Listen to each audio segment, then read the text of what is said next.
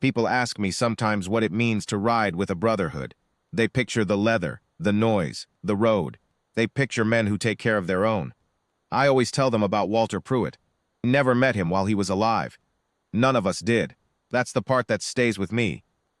That a man can do something that saves everything you are, and then spend the rest of his life 50 miles away, in a county nursing home off Route 22, dying in a room the size of a parking space, with no family listed on the intake form, and no one to call when his heart gave out on a Tuesday morning in February.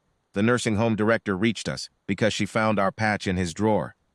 Not a replica, not something picked up at a swap meet. An original Iron Covenant Colors patch, first generation, the old hand-stitched kind we stopped making in 1987. She didn't know what it meant.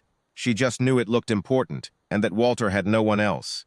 Our president, a man named Cole, who had been riding since before I was born, went quiet when I described it to him over the phone. He asked me to read him the serial number stitched into the backing. I read it. He was silent for a long time. Then he said, "Go to that room. Don't touch anything until you've looked at everything." So I drove out to Harlan County on a cold Thursday, and I sat in Walter Pruitt's room for 2 hours, and I understood, slowly, the way cold water rises, exactly who that old man had been. He was 81 years old, Korean War 1952.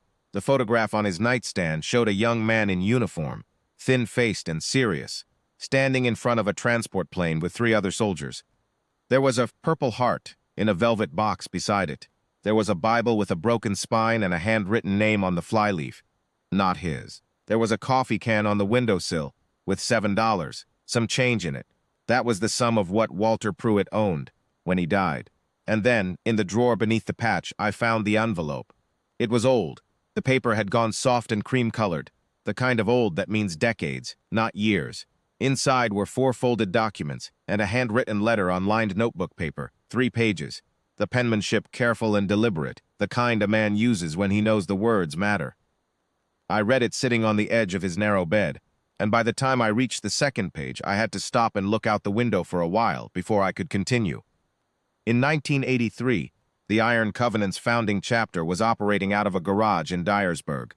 There were 11 members. The club was 2 years old. What most people in the club today don't know, what Cole had spent 40 years making sure stayed quiet, is that, in the spring of that year, a county sheriff with a grudge and a fabricated evidence file nearly brought the whole chapter down. Cole was 26. Most of the men were younger. The charges were serious enough that a conviction would have meant federal time, and the evidence, though falsified, was credible enough to have worked. Walter Pruitt had been a paralegal at a small firm in Dyersburg at the time. He was 63 years old, retired from the post office, doing part-time work to stay busy after his wife passed. He had no connection to the club. He had never spoken to any of its members, but Walter Pruitt had grown up in that county. He knew the sheriff. He knew the sheriff's habits. And because of a chance encounter in the courthouse parking lot, he had been there, filing paperwork for an elderly client. Cole had been there for an arraignment. Walter had seen something that didn't sit right with him. He spent 3 weeks on his own time, quietly and methodically, documenting what the sheriff had done. He turned what he found over to a state investigator he trusted, a man he had known since childhood. He asked for nothing in return. He told no one what he had done. The charges were dropped. The sheriff retired early under circumstances the county never fully explained. The club survived. Cole had known someone helped them. He had never known who. The letter in the envelope was addressed to no one. It began, "I don't know if anyone will ever read this." It went on to explain, in Walter's careful hand, exactly what he had done and why. Not because he wanted credit. He wrote that clearly.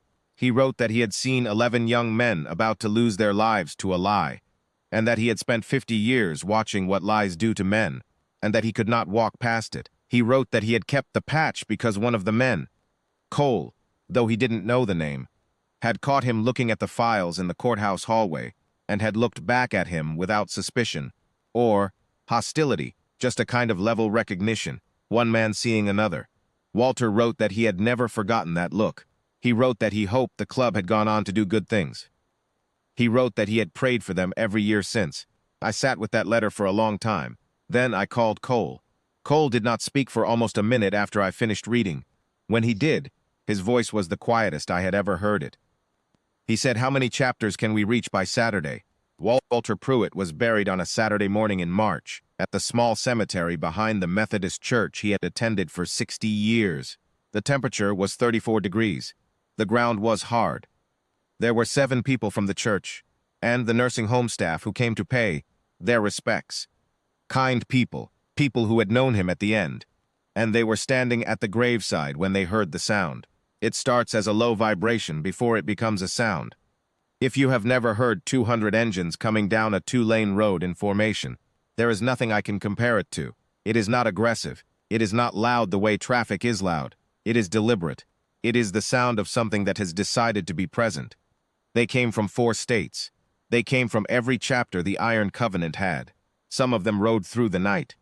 Some of them were men in their 50s and 60s, who had been riding since the founding years, who had been in that Dyersburg garage, who had never known the name of the man who saved them. They filled the cemetery road from the gate to the highway. They lined both shoulders. 200 engines went quiet at the same moment, and the silence that followed was the kind that has weight. Cole walked to the graveside and stood at the head of the casket. He was 67 years old, and he was crying without any apparent shame, the way men cry when they have been carrying something for a very long time. He spoke for about 4 minutes. He told the church people and the nursing home staff what Walter Pruitt had done. He told them that none of the men behind him would be standing there if not for this man. He said that Walter had prayed for them every year, and that they were sorry. He said that word plainly, sorry, that they had not known sooner, that they had not been able to give him something while he was alive to receive it. They draped an Iron Covenant patch over the casket before it was lowered. A road captain played taps on a bugle he had carried in his saddlebag from Arkansas. The church women were weeping. The nursing home director told me afterward that she had worked in that county for 30 years and had never seen anything like it. I think about Walter Pruitt when people ask me what the brotherhood means. I think about a man who did a hard and careful thing in secret, who asked for nothing, who kept a patch in a drawer for 40 years as his only acknowledgement that it had happened. I think about how he died in a small room with $7 in a coffee can, and how 200 men who had never met him rode through the night to stand at his grave in the cold. He prayed for us every year. We were 40 years late, but we came.